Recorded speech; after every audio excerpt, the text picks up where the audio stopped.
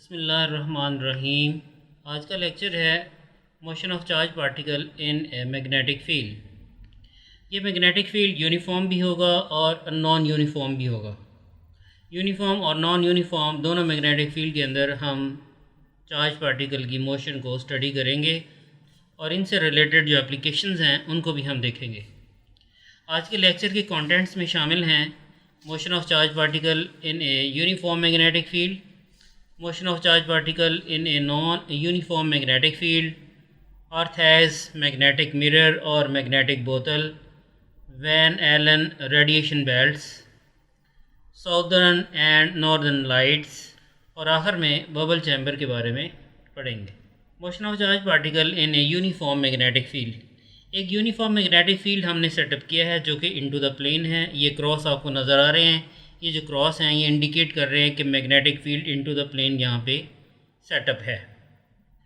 और अगर कोई चार्ज पार्टिकल इसके अंदर एंटर हो और वो फील्ड के साथ परपेंडिकुलर हो, यानी उसकी जो वेलोसिटी है और मैग्नेटिक फील्ड उनके दरमियान 90 डिग्री का एंगल हो, तो इस वजह से ये जो चार्ज पार्टिकल है एक दायरे में घूमना शुरू हो जाता है। ये दायरे में क्यों घूमना शुरू हो जाएगा? अगर आप ओ पॉइंट को कंसीडर करें तो एक चार्ज पार्टिकल जिसकी वेलोसिटी v है, जो कि मैग्नेटिक फील्ड के साथ 90 डिग्री का एंगल बना रहा है, तो इसके ऊपर एक फ़ोर्स लगेगी और वो जो फोर्स है उसको हम फाइंड कर सकते हैं। फार्मूला होगा F=q v×b, और v भी वेक्टर है, b भी वेक्टर है, दोनों के दरमियान 90 डिग्री का एंगल है। तो जब हम इसको ओपन करेंगे इस इक्वेशन को, तो ये हो जाएगा F=q_v_b sin 90। sin 91 होता है, तो फोर्स की मैग्नीट्यूड आ जाएगी QVB। तो पार्टिकल जो ओ पोजीशन पे है, v वेलोसिटी के साथ फील्ड के साथ परपेंडिकुलर जा रहा है, तो उसके ऊपर एक फ़ोर्स लगेगी F=q_v_b के बराबर। और इस फोर्स की डायरेक्शन को हम फाइंड कर सकते हैं using right hand rule. Right hand rule, जिसको मैं सबसे आसान समझता हूँ कि इसको यूँ यूज़ करना चाहिए, ये है राइट हैंड रूल। और इस राइट हैंड रूल के अंदर मैं फिंगर्स को स्ट्रेट रखता हूँ, थंब को भी स्ट्रेट रखता हूँ, एक हैंड को बिल्कुल स्ट्रेट रखना है आपने।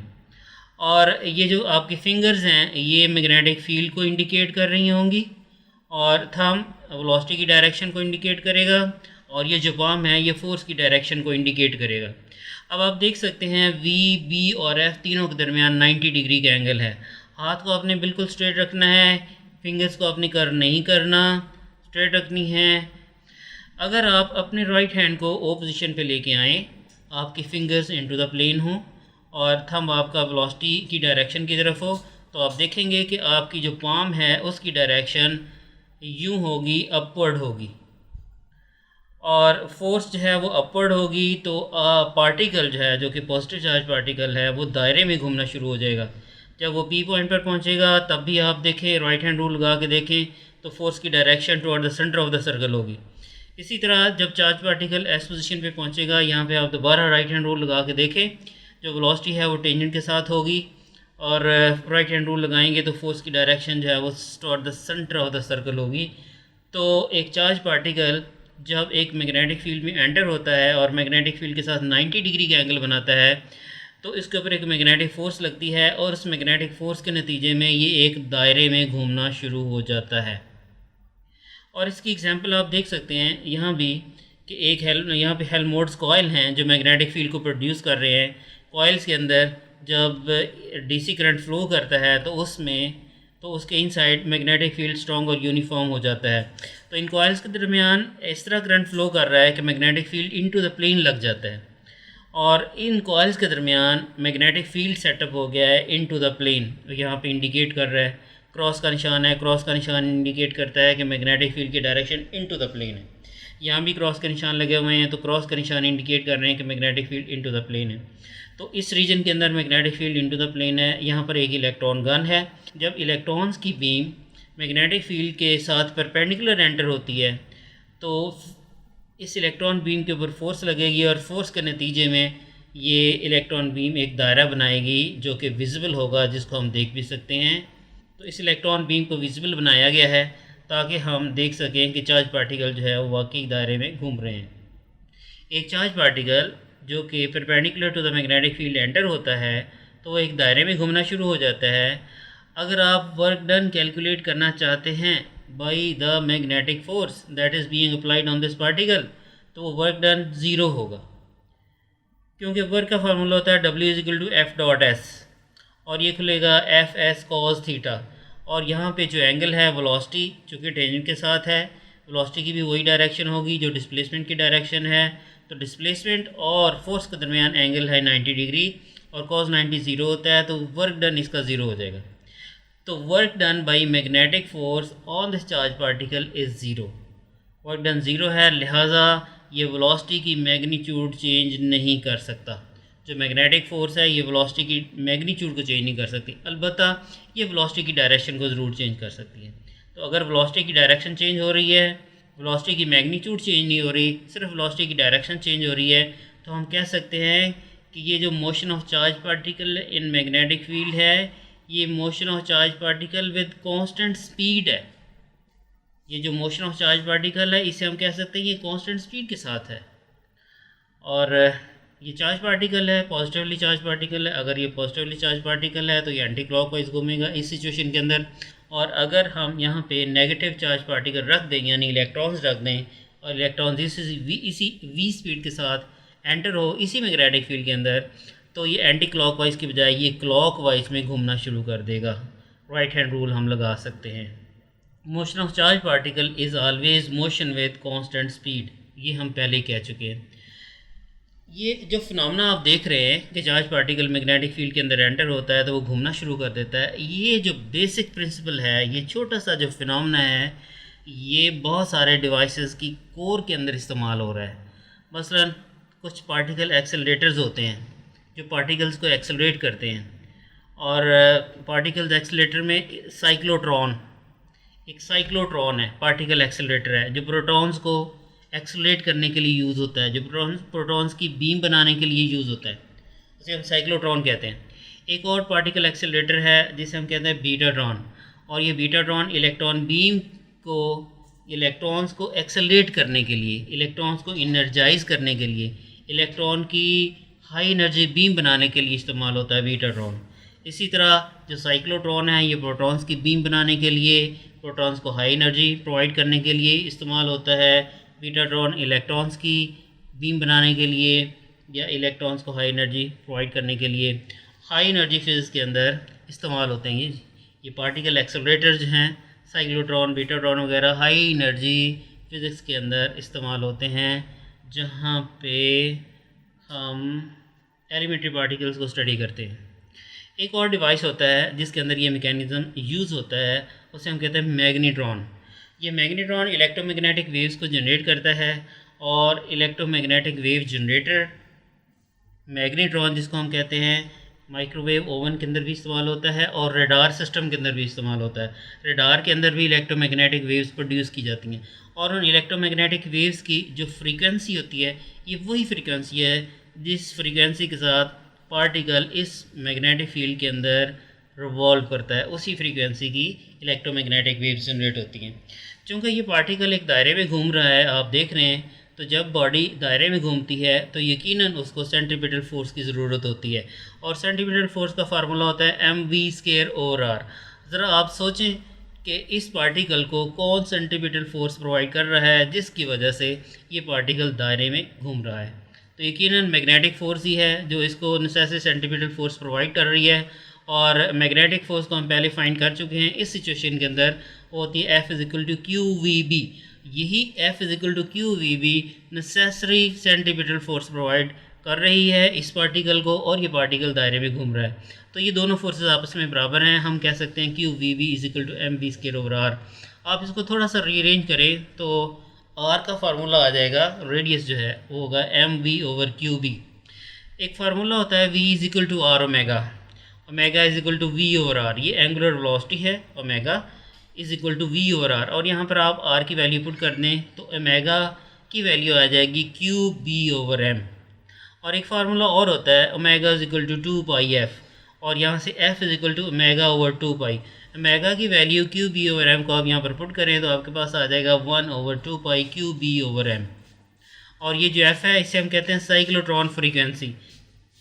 अभी तक हम ये देख चुके हैं कि एक यूनिफॉर्म मैग्नेटिक फील्ड है और उस मैग्नेटिक फील्ड के अंदर एक चार्ज पार्टिकल एंटर होता है जो उसके बिल्कुल परपेंडिकुलर होता है।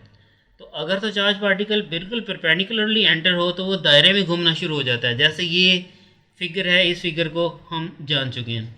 दूसरी सिचुएशन ये है कि अगर ये जो ग्रीन लाइंस हैं ये मैग्नेटिक फील्ड को रिप्रेजेंट कर रही हैं और यूनिफॉर्म मैग्नेटिक फील्ड है यहाँ पे लगा हुआ, यहाँ भी यूनिफॉर्म मैग्नेटिक फील्ड था, यहाँ भी यूनिफॉर्म मैग्नेटिक फील्ड है, और यूनिफॉर्म मैग्नेटिक फील्ड के परपेंडिकुलर अगर कोई पार्टिकल एंटर होता है तो वो उसी लाइन में एक दायरे में घूमना शुरू हो जाता है। और यहाँ से अगर एंटर होगा कोई पार्टिकल 90 डिग्री पे तो ये इस दायरे में घूमना शुरू हो जाएगा, और अगर यहाँ से पार्टिकल कोई एंटर हो रहा है तो वो इस दायरे में घूमना शुरू हो जाएगा। ये तो वो सिचुएशन थी जिस सिचुएशन के अंदर पार्टिकल में फील्ड के साथ 90 डिग्री के साथ एंटर हो रहा है। अब हम थोड़ी सी सिचुएशन को चेंज करते हैं। फ़र्ज़ किया कि हमारे पास एक मैग्नेटिक फील्ड लगा हुआ है और यूनिफॉर्म है। एक्स एक्सिस के साथ मैग्नेटिक लाइंस ऑफ फोर्स नज़र आ रही हैं, ये बी है, बी को रिप्रेजेंट कर रही हैं, ये वाई एक्सिस है और ये जेड एक्सिस है। अगर एक चार्ज पार्टिकल फील्ड के अंदर एंटर होता है, अगर तो ये फील्ड के साथ 90 डिग्री के ऊपर एंटर हो तो ये एक दायरे में घूमना शुरू हो जाएगा एक ही जगह पे। और अगर ये चार्ज पार्टिकल फील्ड के साथ थोड़ा सा एंगल बनाए, इस तरह एंगल बनाए कि इसकी वेलोसिटी के दो कंपोनेंट हो जाएं, एक रेक्टेंगुलर कंपोनेंट फील्ड के साथ होगा और दूसरा rectangular component of the velocity field के साथ परपेंडिकुलर होगा। हमें पता है कि जो मैग्नेटिक फोर्स है वो सिर्फ परपेंडिकुलर वाले कंपोनेंट के ऊपर ही लगती है, F is to Q V cross B. तो V परपेंडिकुलर होगा तो फोर्स मैक्सिमम लगेगी, और अगर ये V पैरेलल होगा तो V पैरेलल के साथ मैग्नेटिक फोर्स ज़ीरो हो जाएगी, क्योंकि F is to Q V B sine zero, sine zero zero होता है, लिहाजा फोर्स जो है वो ज़ीरो हो जाएगी। तो V पैरेलल की वजह से कोई मैग्नेटिक फोर्स नहीं लगेगी, V परपेंडिकुलर की वजह से मैक्सिमम फोर्स लगेगी। तो हमने पार्टिकल को वेलोसिटी इस तरह दी है कि उसके दो कंपोनेंट बन गए, एक V पैरेलल, एक V परपेंडिकुलर। एक कंपोनेंट की वजह से मैक्सिमम फोर्स लग रही है, दूसरे कंपोनेंट की वजह से कोई फोर्स नहीं लग रही। तो रिज़ल्ट ये होगा कि ये पार्टिकल एक हीलिक्स बनाता हुआ आगे चला जाएगा, ये पार्टिकल हीलिक्स बनाता हुआ बाहर निकल जाएगा। अगर ये नेगेटिव पार्टिकल हुआ और इसी वेलोसिटी के साथ इसमें एंटर होता है तो डेफिनेटली इसकी जो ऑर्बिटिंग है वो उसकी डायरेक्शन ऑपोजिट हो जाएगी और वो बनाएगा फिर हीलिक्स ही। अब एक ऐसी सिचुएशन को हम कंसिडर कर रहे हैं जहाँ पर मैग्नेटिक फील्ड यूनिफॉर्म नहीं है। ये सिचुएशन हमने कैसे क्रिएट की है कि हमारे पास एक कॉइल है, कॉइल 1 हम इसको कह रहे हैं, दूसरा हमारे पास एक कॉइल है, इसे हम कह रहे हैं कॉइल 2। कॉइल 1 और कॉइल 2, इन दोनों के अंदर जो करंट है वो सेम डायरेक्शन के अंदर फ्लो कर रहा है। तो जब एक कॉइल के अंदर करंट फ्लो करता है तो उसके इनसाइड मैग्नेटिक फील्ड स्ट्रॉन्ग और यूनिफॉर्म हो जाता है। दोनों कॉइल्स के दरमियान हमने थोड़ा सा डिस्टेंस रख लिया। अब डिस्टेंस रखने से ये हुआ है कि यहाँ पर मैग्नेटिक फील्ड स्ट्रॉन्ग है कॉइल 1 और कॉइल 2 के करीब, और जैसे ही हम कॉइल 1 से दूर जाते जा रहे हैं मैग्नेटिक फील्ड वीक होता जा रहा है। तो ये जो रीजन है, एरिया है, इसके अंदर मैग्नेटिक फील्ड यूनिफॉर्म नहीं है, नॉन यूनिफॉर्म मैग्नेटिक फील्ड है। अभी तक हमने पढ़ा था यूनिफॉर्म मैग्नेटिक फील्ड के लिए। तो अब ये सिचुएशन है, इसके अंदर मैग्नेटिक फील्ड यूनिफॉर्म नहीं है।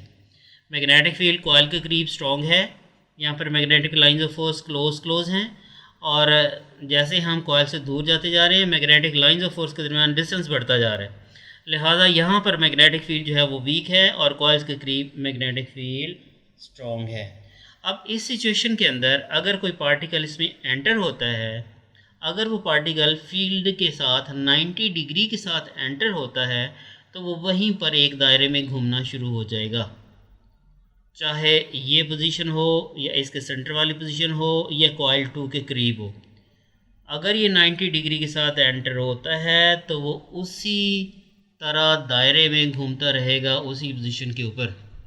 और अगर आप पार्टिकल को थोड़ा सा ओब्लीक एंटर करते हैं कि वेलोसिटी के दो कंपोनेंट हो जाएं, एक फील्ड के साथ मैग्नेटिक फील्ड के साथ और दूसरा मैग्नेटिक फील्ड के परपेंडिकुलर, तो इस वजह से क्या होगा, ये पार्टिकल हेलिक्स बनाता हुआ कॉइल 1 से कॉइल 2 की तरफ जाएगा, यहाँ पे ब्रेक लगेगी और फिर ये दोबारा हेलिक्स बनाता हुआ कॉइल 1 की तरफ आएगा, यहाँ फिर ब्रेक लगेगी और यहाँ से दोबारा कॉइल 1 से फिर कॉइल 2 की तरफ जाएगा। ये जो चार्ज पार्टिकल है इसको हम प्रूव भी कर सकते हैं कि जब ये चार्ज पार्टिकल कॉइल 2 के करीब जाता है तो इसके ऊपर एक ब्रेक लग जाती है, इसको हम प्रूव कर सकते हैं।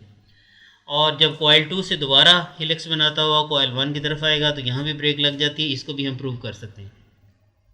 तो ये चार्ज पार्टिकल ट्रैप हो गया है, कॉइल 1 और कॉइल 2 के दरमियान ही घूमता रहेगा, ये बाहर नहीं निकल सकता फॉर एवर, जब तक मैग्नेटिक फील्ड यहाँ पे लगा हुआ है। अलबत्ता ये चार्ज पार्टिकल निकल भी सकता है, और इसकी सूरत ये है कि अगर ये फील्ड के साथ एंटर हो, अगर चार्ज पार्टिकल फील्ड के साथ एंटर हो, यूँ इस तरफ से एंटर हो, तो आपको पता है कि अगर वेलोसिटी फील्ड के साथ होगी तो उस पर कोई फोर्स नहीं लगेगी, लिहाजा एक पार्टिकल जो इस तरफ फील्ड के साथ एंटर होता है वो कॉइल 2 से निकल जाएगा, या कॉइल 2 से एंटर होता है तो फिर वो कॉइल 1 से निकल जाएगा। लेकिन अगर कोई चार्ज पार्टिकल इसके साथ ओब्लीक एंटर हो तो फिर ये इसके अंदर ट्रैप हो जाएगा। तो ये हमारे पास क्या बन गया, हमारे पास बन गया मैग्नेटिक मिरर, या फिर हम इसको कहते हैं मैग्नेटिक बोतल। तो ये जो मैग्नेटिक बोतल है ये चार्ज पार्टिकल्स को ट्रैप कर लेगी। अब ये जो चार्ज पार्टिकल्स हैं ये ट्रैप हो जाएंगे इस बोतल के अंदर, और चार्ज पार्टिकल का टेम्परेचर कोई भी हो, टेम्परेचर की हमने बात नहीं की, चाहे 0 डिग्री पे हो, चाहे 100 डिग्री सेल्सियस के ऊपर हो, 1000 पे हो, या मिलियन केल्विन में हो, मिलियन केल्विन में हो, तब भी वो चार्ज पार्टिकल इस जगह पर ट्रैप हो जाएगा, इस नॉन यूनिफॉर्म मैग्नेटिक फील्ड के अंदर ट्रैप हो जाएगा। एक तरफ से हीलिक्स बनाता हुआ दूसरी तरफ जाएगा, और दूसरी तरफ से हीलिक्स बनाता हुआ इस तरफ आएगा, इसके अंदर ट्रैप हो जाएगा। तो ये हमारे पास एक टेक्निक आ गई, इसे हम कहते हैं प्लाज्मा कन्फाइनमेंट टेक्निक। आपको पता है कि जो प्लाज्मा है ये हाईली आयोनाइज्ड गैस है और हाई टेम्परेचर पे होती है। प्लाज्मा मिलियन केल्विन में भी हो सकता है।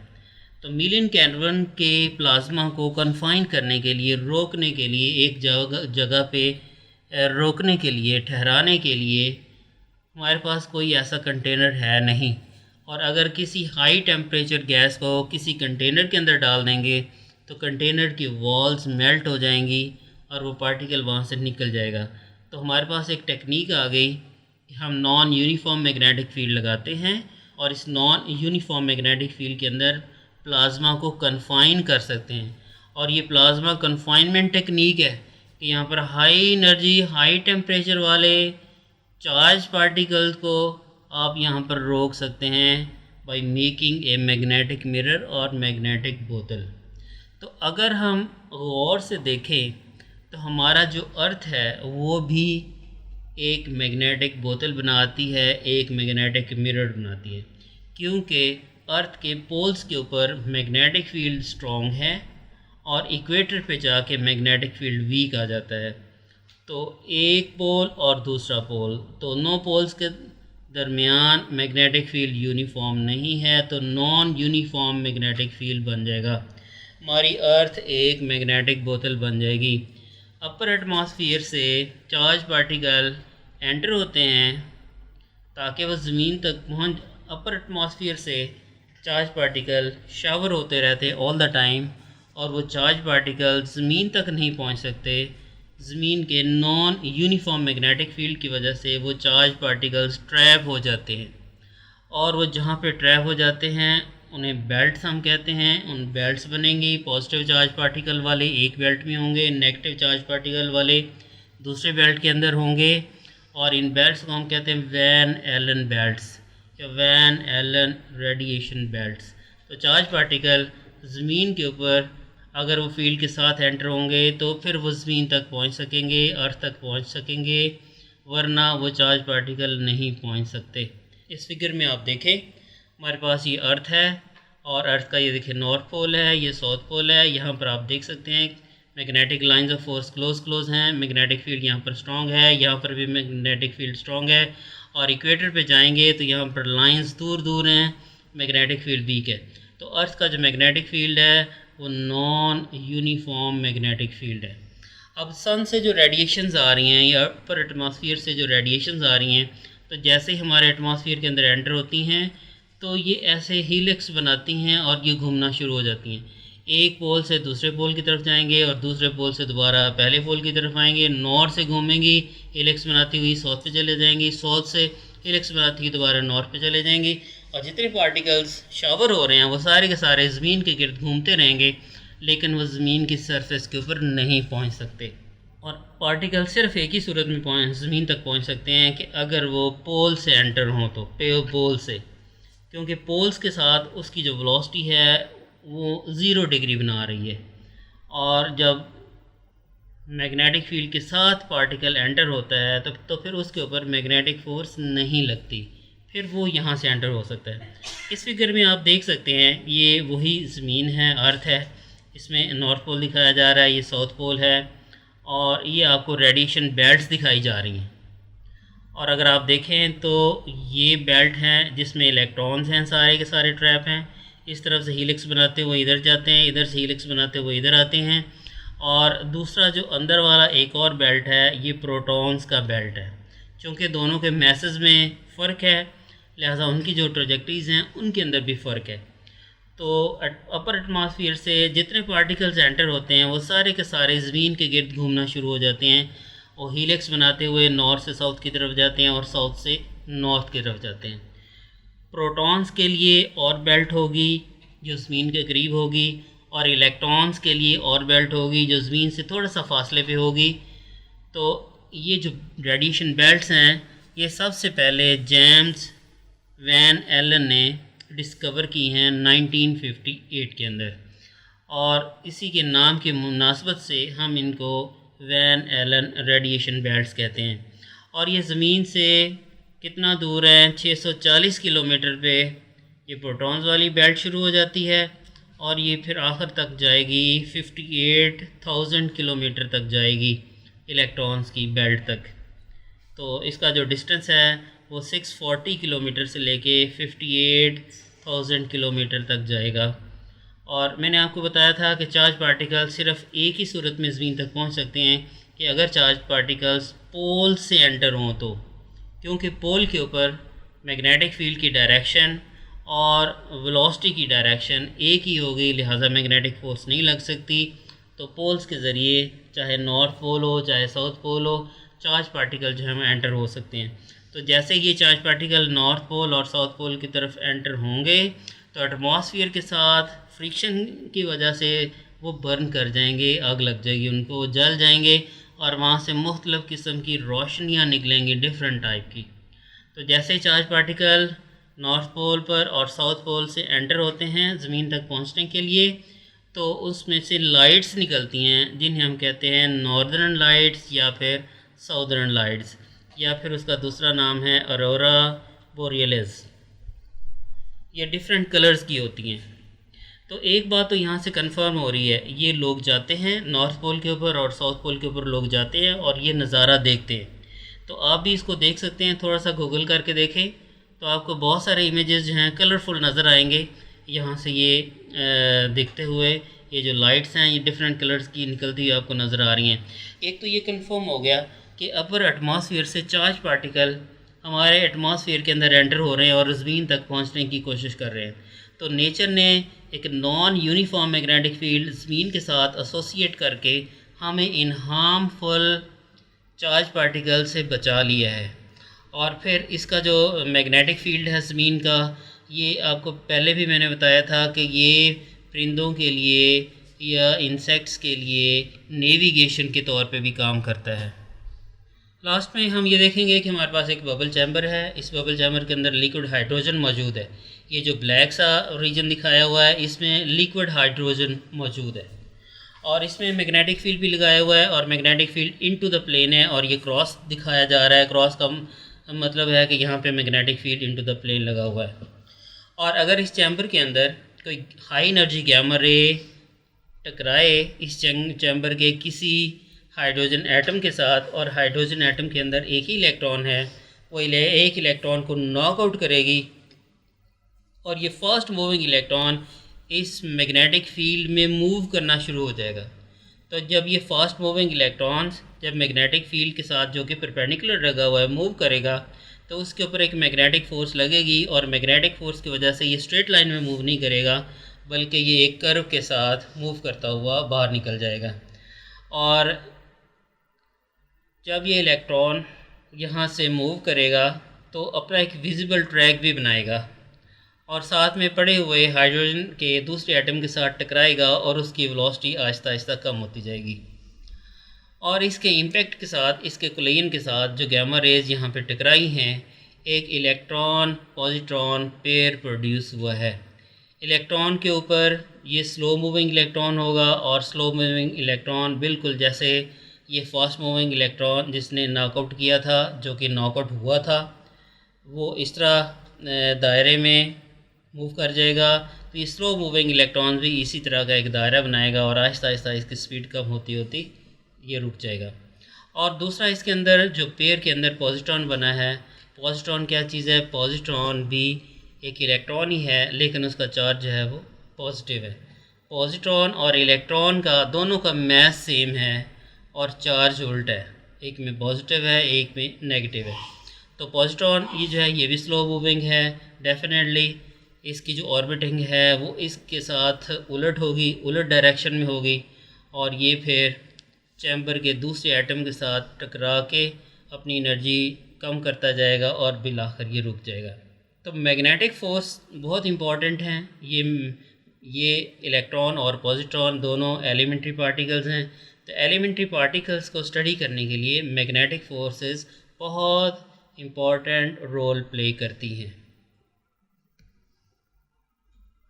Thank you very much for watching this video.